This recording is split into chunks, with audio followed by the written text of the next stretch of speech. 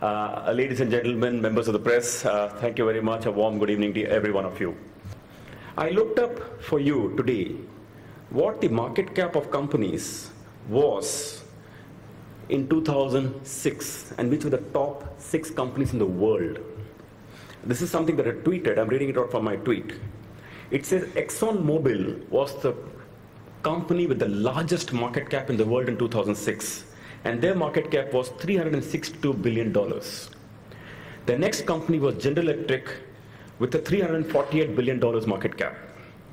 The third largest company by market cap all over the world in 2006 was Microsoft with a $279 billion. Fourth largest, Citigroup, $230 billion. Fifth largest, British Petroleum, $225 billion. And sixth largest, Shell, $203 billion. To sum it up, 6 companies, 4 of them are oil companies, and roughly market cap in the range of $200 to $300 billion. Now let's take today. Today, Apple, number 1, $760 billion. Google, number 2, $675 billion. Microsoft, $545 billion. Amazon, $580 billion. And Facebook, $449 billion. Now, in other words, the top 5 companies have all become internet companies and there's no oil company in the list. Isn't that a dramatic transformation in just 10 years? It's unbelievable. Who would have thought a company was not even born when Exxon and Mobil have been around for maybe 100 years, that someone formed just 10 years ago would be larger than them by a factor of 2. And I feel very inspired. I don't feel intimidated when I see these numbers. I feel when we new startups start some organizations, this is the kind of opportunity that can come at us if we just play the right wave and start to be relevant to our consumers. Now, it is in this context that we should think of fintech and its role that we're playing today. When we look at banks, NBFCs, or any other lenders of today, usually they all have policies. Of course you should have policies, otherwise you'll probably run your organization to the ground. But when you have policies, by definition, someone meets the policy and someone doesn't. And that in itself creates a situation of exclusion. What does that mean? Imagine you're a bank or a finance company. You make your norm. You say, okay, I will lend to people with an income of, say, 50,000 rupees a year. Or you might say that I'll issue a credit card to somebody who has an annual income of, say, 3 lakh rupees. Now, what happens to a customer who has an annual income of less than 3 lakh rupees? What comes of a college student who wanted a credit card? What happens to a tailor, to a barber, to a salon keeper? Or what happens to someone who doesn't live in a geography where generally banking system has not financed? By definition, therefore, when you define policies, someone is falling off that policy. And policies are made on the basis of that organization's ability to collect, the organization's risk appetite, the organization's ability to manage the return on equity, or whatsoever. Now, therefore, in any such situation, there are a large number of micro markets that are getting created which are financed by nobody, just nobody. And those micro markets can or probably will be either financed by fintechs or maybe even traditional lenders in those markets. For example, I met one lender. He said he's financing apple growers in Kashmir. I said, what is the tenor of the loan? He said 6 months. I said, okay, 6 months. He said, no, sometimes it could be 3 months. I gave him money, he produces the apples, he pays me back in 3 months. No bank can make a policy of financing somebody for 3 months. Not that we know of. So there is a market out there, and that is when we have to recognize that the fintech market is growing the market and is not competing with the existing system. And we got to take this deep into our psyche, because but for a realization that is growing the market, we're always figuring out whether there's a competition or competition, should we work with them, should we exclude them? You know, this kind of discussion will go away if we know we're growing the market as a whole.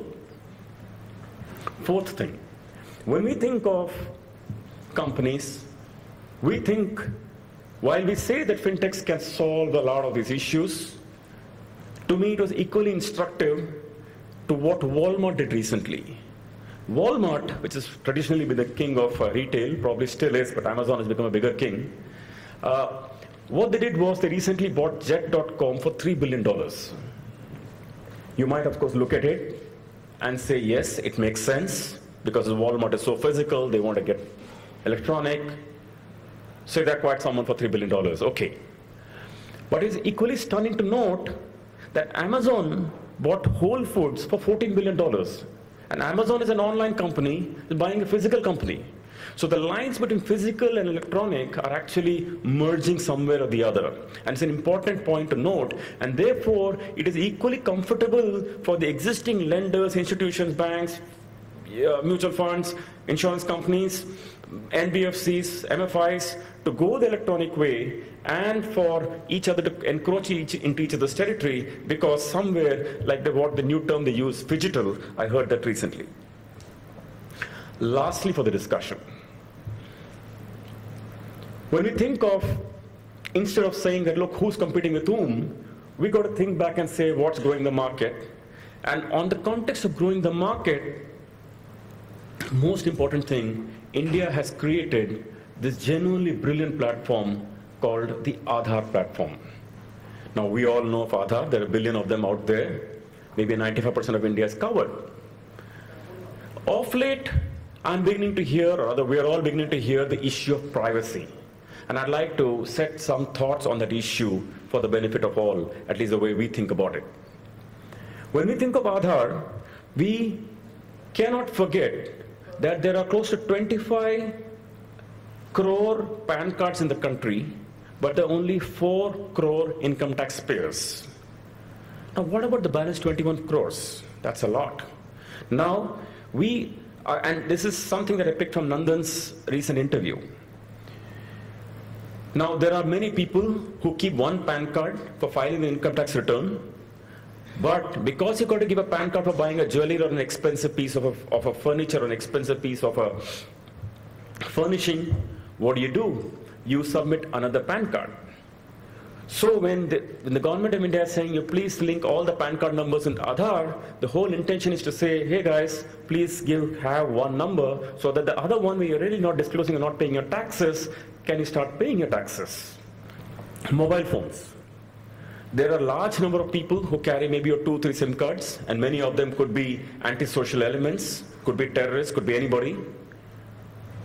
And recently when the government of India said that, look, you please, with every mobile number, attach your PAN card, there's a furor saying that, hey, there's a privacy issue out here. But at the same time, we should also realize that this is a security issue. And hey, if you're holding 5 PAN cards, please declare your numbers on all of them. Otherwise, we come after you and we found that this mobile number has been misused. We need to know who the person was. And at least you cannot run away from your identity of a thumbprint of an iris. It's a security benefit for the country. Multiple driving licenses. It's not very uncommon for very many people to get stuck in with the traffic police, pull out the license, give it, walk away, and try to apply for another. Someone is saying, please link them together. There's a discussion around it, hey, my privacy is getting affected.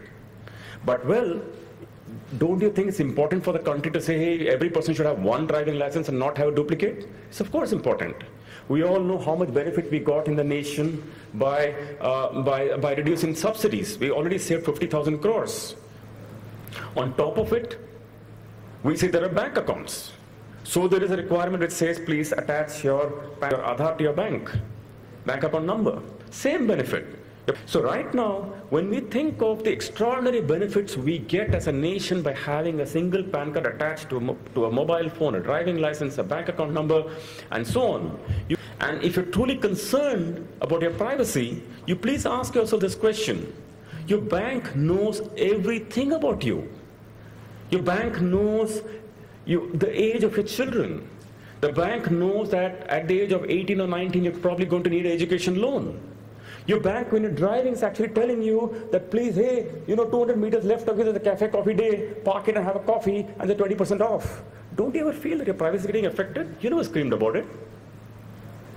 A mobile phone company, when you land in Delhi or land in Calcutta, thank you, welcome to Vodafone Delhi, or welcome to Airtel Bombay, and thank you very much, stay here. That's privacy. Google knows everything about you. There are thieves who are actually tracking your Facebook account. And when they know that you're on a vacation because you're posting your vacation from Switzerland, they know you're not at home. And there are cases when actually somebody has come and burgled your home. That's privacy. That's lack of privacy. A lot of people actually accept friend invites. 25% is the number that the survey says. Friend invites from unknown people, strangers. Does this affect your privacy? Google knows, and your internet service provider knows, where are you surfing, whom did you call, whom did you chat with, what did you text on SMS. That's not privacy. Privacy issues all around us.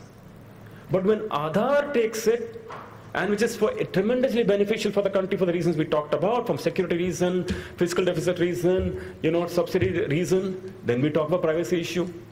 Therefore, I would say that every one of us in our own ways have to support this, because it's an extraordinary platform that has been created, both the Aadhaar as well as the India Stack. India Stack is another brilliant creation on the basis of UPI runs, on the basis people transfer money to each other literally by a pressing of a button. And just unbelievable. No other infrastructure like this exists anywhere in the world. People are surprised that India can pull this off. Actually, they shouldn't be. So the point, therefore, is that there is just so much that we have covered, and there's an extraordinary infrastructure we had, which we should all support. What's good for the nation is eventually good for all of us. So on this note, I just say that the Fintech has got an unbelievable opportunity in India, and in many ways is going to transform our lives in more ways than one. Thank you very much, ladies and gentlemen, this evening. Thank you. Thank you so much, Mr. Vaidyanathan. That was indeed food for thought. I'm going to